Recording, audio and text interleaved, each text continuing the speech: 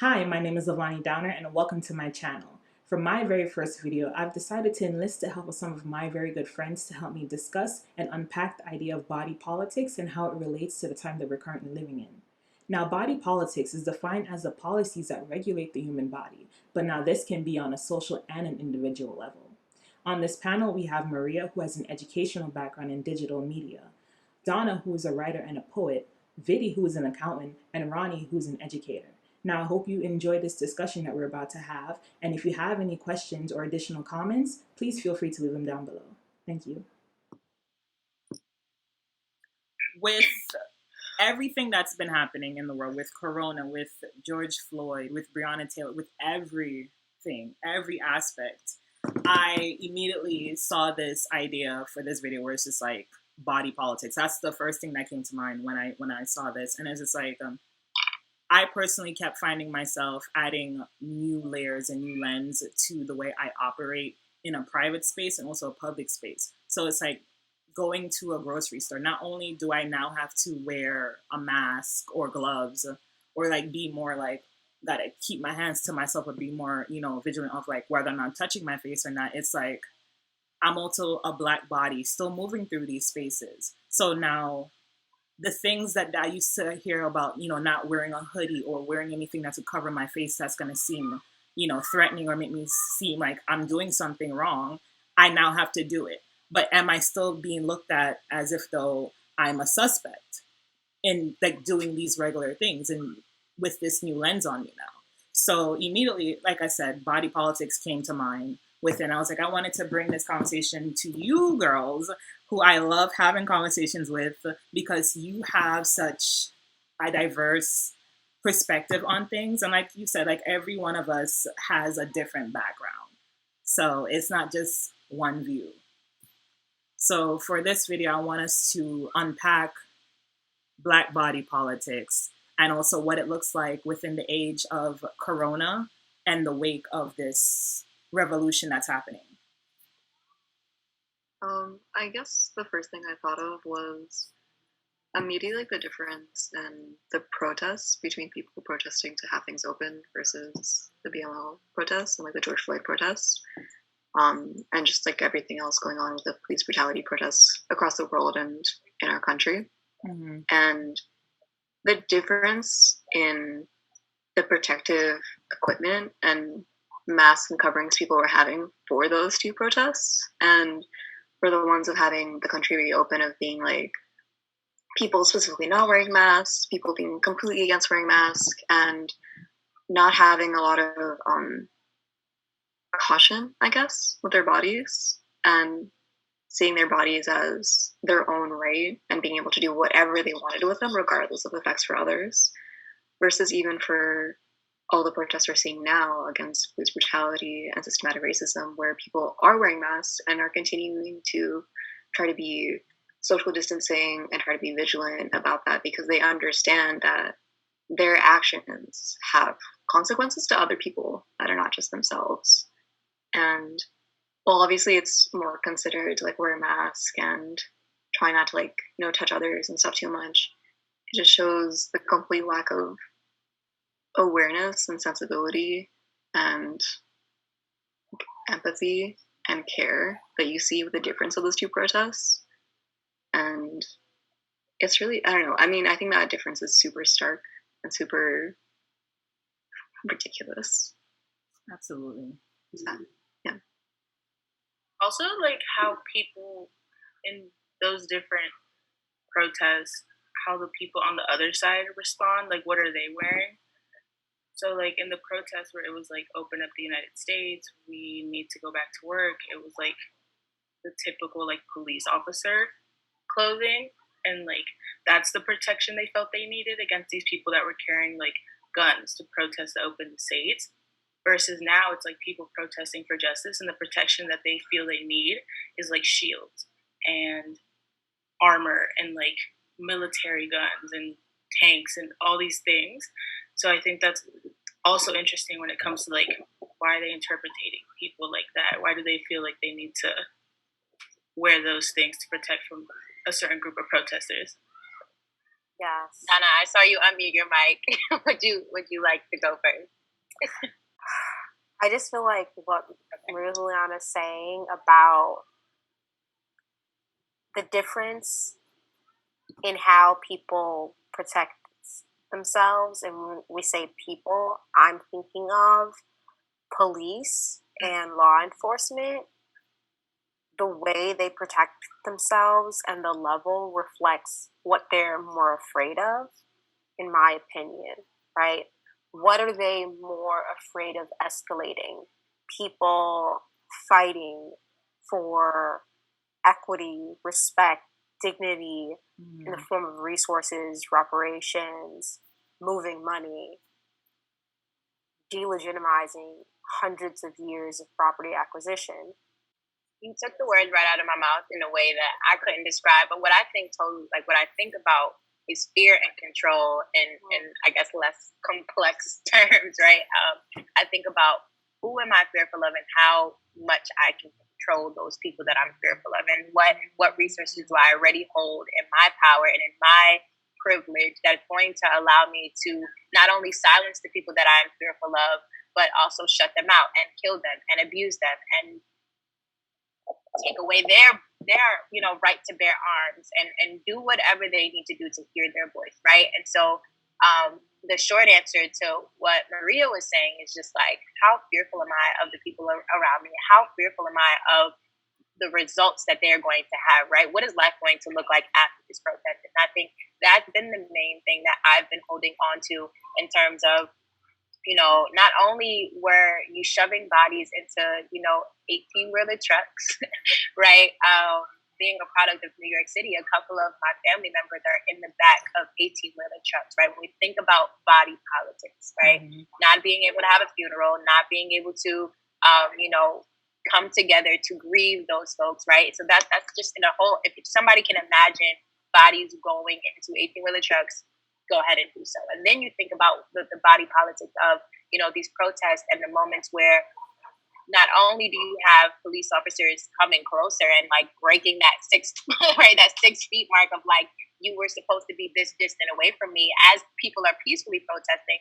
But even then, when you do that, there are people getting tased and, bruised up, like their whole entire bodies are bruised up by rubber bullets. And it's just like, how fearful am I? How am I going to react to that? And then what is life going to look like after this when I'm healing from the amount of wounds, or, when I'm finally able to grieve my family in a way, or, when justice is finally served, what is that going to look like? So I'm thinking a lot about the aftermath of what my body is going to look like and feel like, and do I even feel safe without a mask outside of the gates of my home? Like how policed is my body going to be? That's kind of where I'm at with it. Yeah. Also, the images, the stark difference between the images that have come out of Corona and this movement. I don't know if you guys saw this. It was almost like an apocalyptic picture where it's just like just these white faces screaming into the window of this store, and they're just like protesting for them to like basically get out of quarantine, which was the whole point of it, was to save lives. But they're like, no, we want to be able to have our barbecues or do this or do that. Corona's not real, but it's like, but yet bodies are dropping at such a large, number, and not just in your own neighborhood or in your own state. It's like, it's around the world. Like, it's real. There's no denying it. And when they're protesting, and they were doing the absolute most, pitchforks, guns and all, and they're in the streets with these things, and of course the cops are out there and they're just standing there. No one's like firing at them, no one is like disrespecting their bodies or constantly reaching out to touch them, you know what I'm saying, or like trying to encapsulate them into these confined spaces. But now with this movement, what I'm seeing is like our protests have been peaceful, but what are the images that are being produced? It's people being dragged on the floor. It's the Black body constantly being attacked and grabbed at. And it's like, oh, but Corona is still around. Why are you constantly in our faces? Why are you touching our bodies? where's your protective gear in terms of, keeping that mask on for us? But now I'm also seeing the army. Where was the army for when, these white faces were these white bodies were protesting for quarantine to be up? So it's just like, this is why I kept saying, like, what's the body politics of all of this at this point? And then just hearing seeing so many stories where it's like the nosy Betty or the Karens that are constantly calling the police on the average Black person doing daily activities, whether they're walking their kids, whether their kids are of a different shade than they are, then having someone think that those are not your kids and that you've probably like stolen them from someone. I remember seeing that video, or having someone just sit in their own car or go for a jog without without saying like, oh, my body is threatening someone just because I want to be healthy, just because I want the right to do daily activities that the average Sally or the average Joe could do. So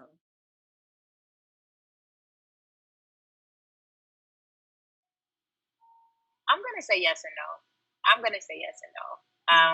Mainly because from my background, I walked into a space of like growing up in New York City where we're taught to not really be afraid of anything. Mm-hmm. We're not really afraid of cops. We've been engaging with cops from young. We've been engaging with people we don't know from young, on trains, on buses, in transportation, things like that.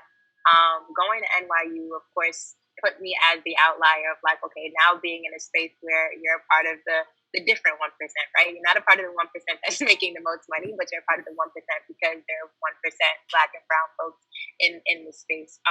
And so there, I kind of learned how to not only navigate with people of privilege, and no matter what color, background, whatever you were, but I also learned how to find commonalities with these folks as well, and be okay with that. I think for a long time I was trying to deny that that was my truth. Of like, no, you can relate to people who don't look like you or who are not from the same space or what have you. Just because I was so like, fight the power of Black people only, like that was who I grew up to be, because I was so on edge. I was so about the people. I was in a mindset of everybody is against me, and then going to NYU and the most diverse institution, yada yada, you'll learn to walk into spaces where you might build relationships where everybody doesn't look like you, and to be okay with that. And then after you leave, now you're in a conflicted space. Now you're in a conflicted space because these people don't look like you, and you just worked so hard for 4 years to build and mend relationships with people who don't look like you, but now you're in corporate world, or now you're in the grocery store, right? Where you don't know the mindset of these people, right? And now you're trying to figure out, okay, I went from being fight the power with everybody else, right, to finding some kind of common ground and a mediator of this is who I want my circle to be. Or even look at this call, like we always used to call ourselves like the NYU poster, because it's just like, this is who they want to see. These are the kinds of conversations that they want to see. But in reality, we don't actually see each other on a day-to-day basis. We're not in the same circles. We're not in the same spaces. And honestly, we haven't seen each other since we've graduated. It's just kind of, we have, but not in a way that we used to see each other, right?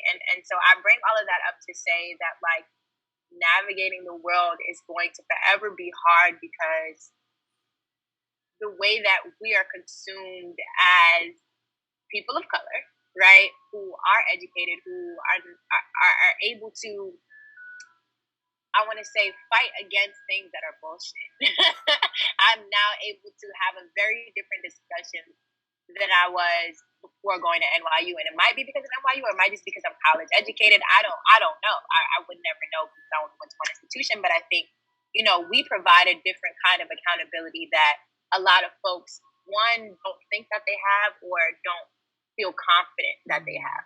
Everybody can hold this unjust world accountable in some way. They can. But I think there is a level of confidence that we hold to say, I read this book, I have evidence, I researched this, you can't tell me the opposite, right? Because I was fight the power, Black power, this, that, and the third. That was my element at first. But now I'm like, no, I have hardcore evidence, right? And so the way that I navigate the world is, you can't bring those shits. I don't know if YouTube is going to take this, but you can't bring those shits, right? And even when you tried to before, the only thing that I was missing was the hardcore evidence. The fact that I read this book and can feel so wholeheartedly confident that I had the education to back me. And that's my personal narrative and take on it. But I mean, even still now as an educator in the classroom where I see Black and brown youth at a chokehold of white supremacy on a day-to-day basis. I see oppression literally as I step into the classroom. I see people fearing their lives because they have a white teacher who might not understand them. There is a due diligence and there is a certain accountability that I have to hold, not only myself to, but the unjust book, right? I went into teaching because I felt like I had a duty, I had a responsibility. And so, yeah, I navigate the world differently, not only because NYU paid for me to go to school and I received a certain kind of education, but also because now that I know this, I have a certain responsibility. Absolutely.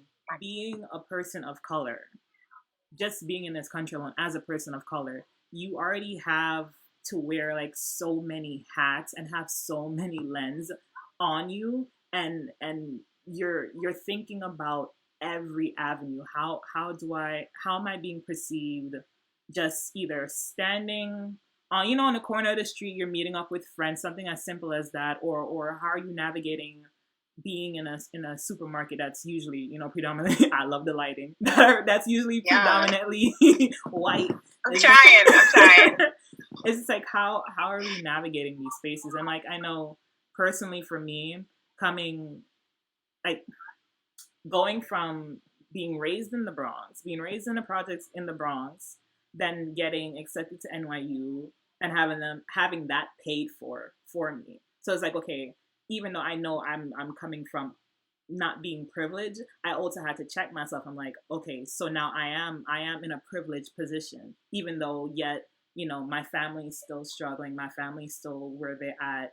It's just like, I had to check myself. I'm being privileged to be in these spaces, in having these conversations with these well-known people that are well established in the world, or kids that are coming from families where like they're royalty.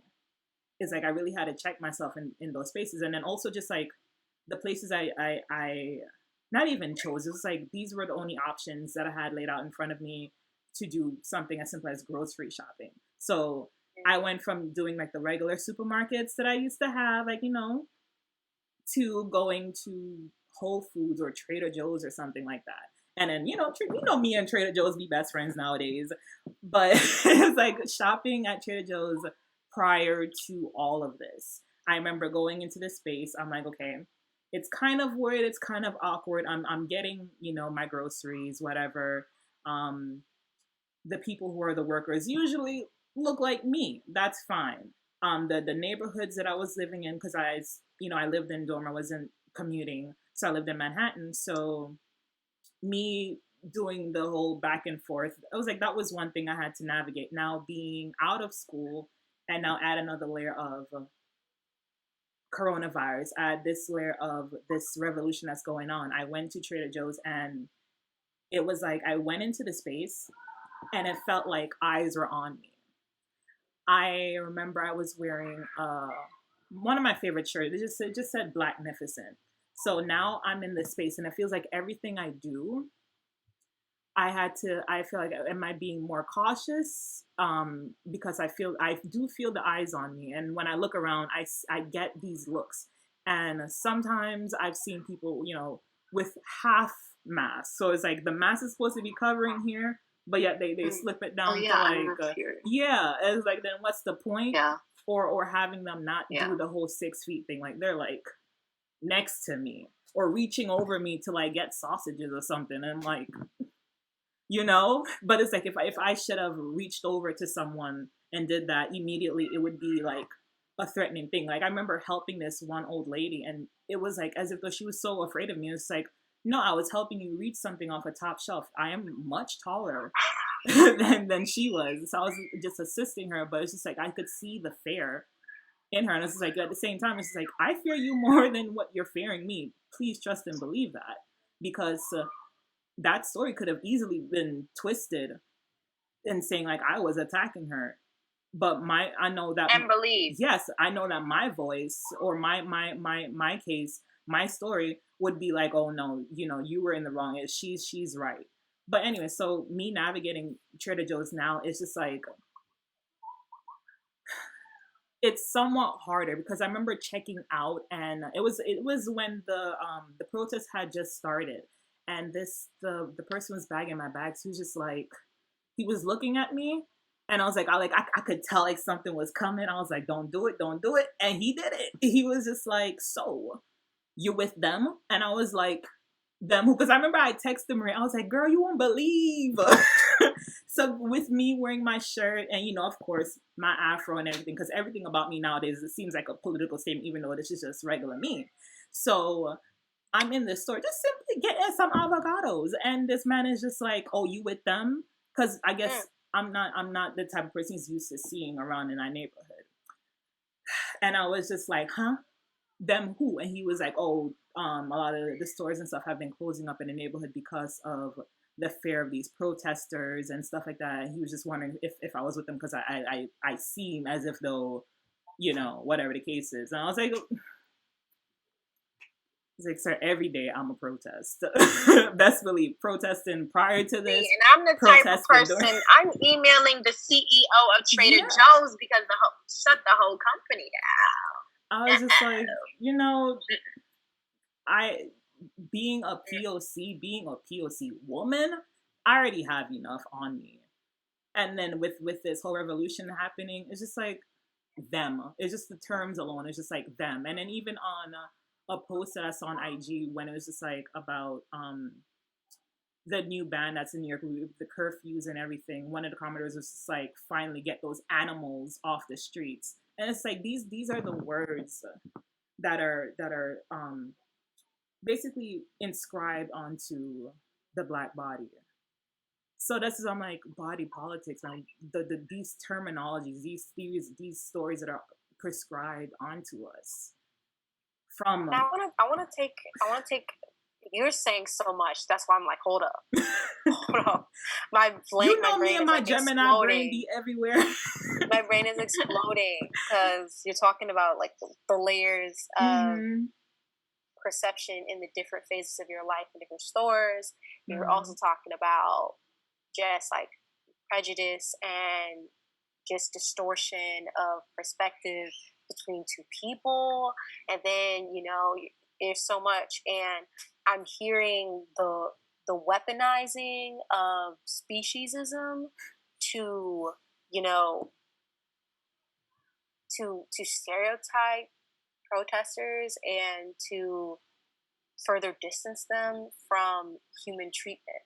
Because and I'm getting this idea from Sonora Taylor. I cannot take credit for it at all. Sonora Taylor wrote this book called Beasts of Burden, and before she even gets into the way that people with disabilities are treated differently in our world, she thinks about what that is even based off of. Like, what do we learn in our teachings about the way humans exist in the world that makes us believe that somebody with a disability is beneath us and deserves worse treatment? And she goes back to animals, and she goes back to the idea that it all started as an idea that animals and humans are different. Like, humans are not animals, but at the core of it, humans are animals. We're a type of animal, right? We're a type of animal with a different brain from a fox or a cow or a rat, right? But we have a lot in common with a lot of different animals.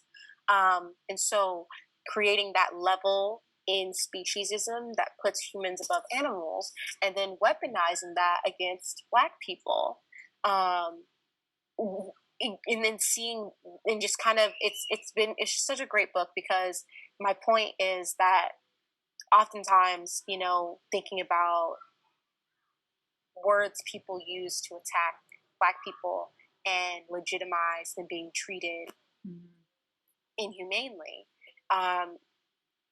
has a base in comparing Black people visually with animals and comparing Black people and their legacies with animals, but not white people, right? And I'm really interested to hear what y'all are thinking about what life is going to look like after this. So that was my okay.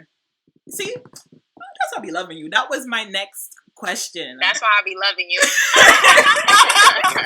Who is this R&B singer?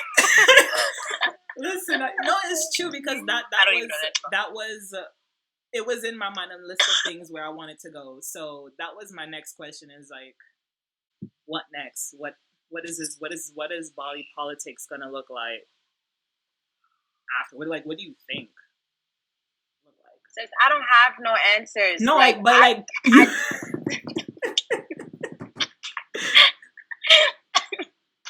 I'm not. I said I'm tapped out. Any predictions? Ooh, Marie Juliana, I see you. So there's like a couple things, because I feel like we're talking about like two pandemics, like you said earlier, Rahni. Like we are talking about different things. So in regards to the protest, which feels like the most immediate fear, I fear that it's gonna look. How do I say this? Like, so we saw like law enforcement show up. Then we see these curfews. Now we have like military that could and might already be deployed and like standing there. So for me, it's like, what other immediate action is going to have? Because we have the same president at least for a few more months. So I'm wondering like what other ways of policing people are going to come out in these like immediate next weeks. So that's like a fear. Of course. Can I just add to that quickly? Just real quick, especially when we're relying on the government to give us money during this time. They're putting their foot in their mouth. That's what they're doing. Talking about they can't fund the Chicago school lunch program, but they putting extra cops on the street.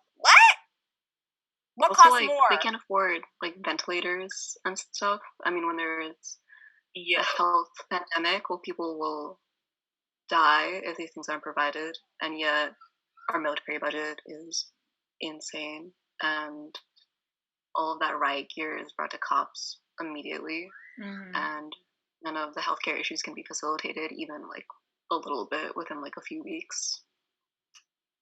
Unemployment checks are about to run out. That's all I'm saying.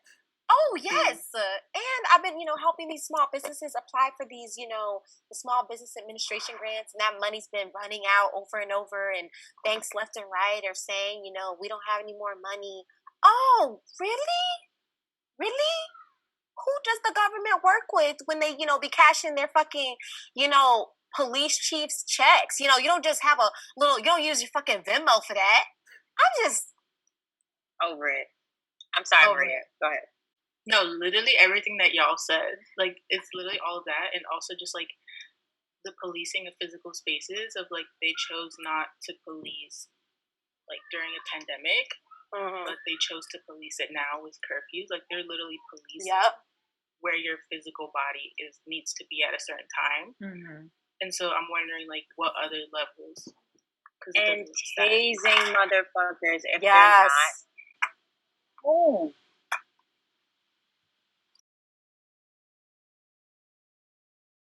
Say that this feels very familiar. I feel like I've been fighting for Black lives since my first protest of like when I like rebelled against my mom, and I was like, I'm going to fight for Trayvon Martin. Forget what you say, Mom. And she's like, it's super dangerous. Don't go. And I'm like, but I believe so hard. And I'm like 14 years old, and I was like willing to be the person. I'm like, I'm putting myself in front of a bullet. Like, I don't care, right? Like this fight doesn't end.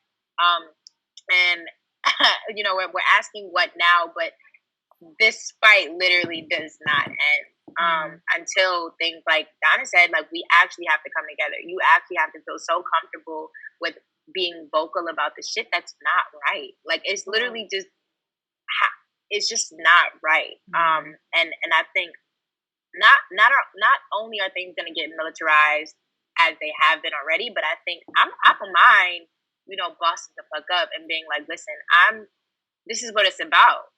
Like, you literally, because that's the only thing that's going to counteract. Like, I know people are saying, darkness only gets dimmed out by light, but I'm like, well, hell, I've been the light.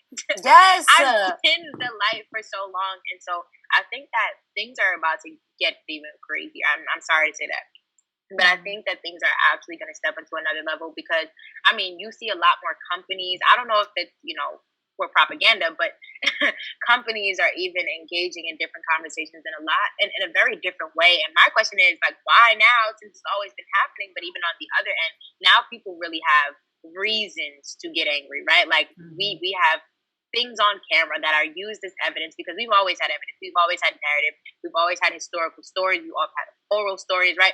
We've always had these things that we're holding on to, but it comes to a different level when it's on camera.